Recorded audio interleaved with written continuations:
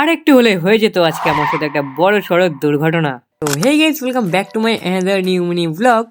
আজকে আমি যাচ্ছিলাম কৃষ্ণনগর থেকে ধুবুলিয়া।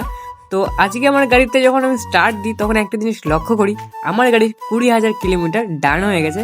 মানে 20,000 কিলোমিটার আমি চালিয়ে নিয়েছি। চলে আসলাম বউবাজার পেট্রোল পাম্পে, এখান থেকে পেট্রোল ভরে বেরিয়ে পড়লাম কৃষ্ণনগর থেকে ধুবুলিয়ার উদ্দেশ্যে। তো যাওয়ার সময় আরামসে রাস্তার মজা নিচ্ছিলাম, আর আমার সময় লেগেছিল 30 মিনিট।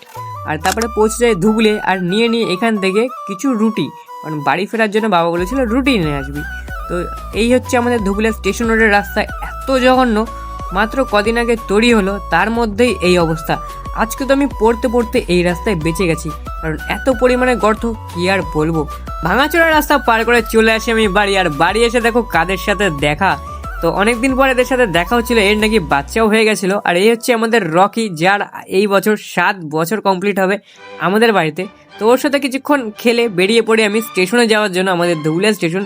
সেখানে আমার বন্ধু বান্ধবরা সবাই বসে আছে, আমরা আগে এখানে রোজ আসতাম, আড্ডা দিতাম। তো এদের সাথে এখানে এসে সময় কাটাচ্ছিলাম, আলাদাই ভালো লাগছিল, কারণ বন্ধুদের সাথে থাকলে সব টেনশনই ভুলে যায়। আর তারপরে আমরা শুরু করে দিলাম এখানে ফ্রি ফায়ার খেলা।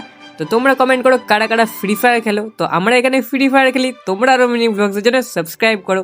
বাই।